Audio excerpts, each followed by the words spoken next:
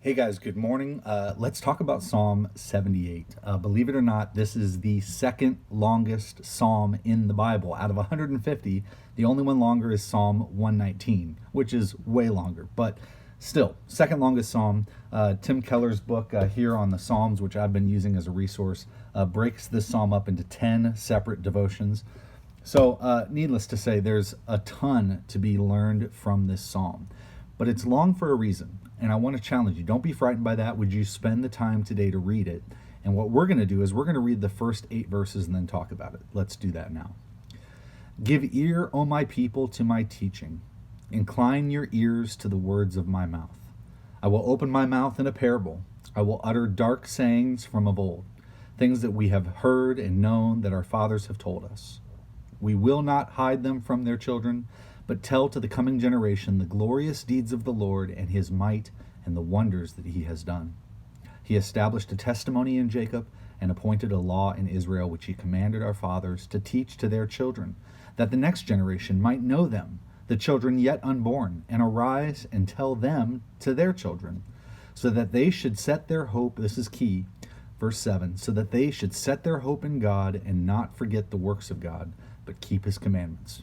And that they should that they should not be like their fathers, a stubborn and rebellious generation, a generation whose heart was not steadfast, whose spirit was not faithful to God.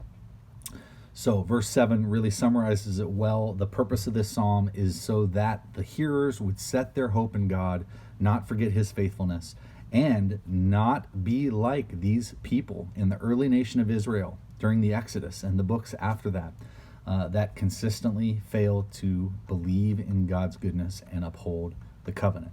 Thankfully, God upholds his covenant. Ultimately, this psalm points to David as the culmination of God's faithfulness, and we know that Christ comes from the line of David and truly carries David's kingdom forward. Christ is the true and better David, as Tim Keller would say. So this psalm is worth your time. A couple key takeaways are how many times the Psalms do this. They recount the faithfulness of God. Clearly, this is meant to be a major part of our prayer life. So I don't know what you're going through. Clearly, we live in a difficult time in so many ways. One of the ways we are to address that in faith and in prayer is by recounting God's faithfulness. And it culminates in David, but it ultimately culminates in Jesus. The second thing is just how important it is to pass on the faith to future generations. That's really cool to see that God's promises are for his people, for their children, their children's children, and then ultimately through Israel to all the earth.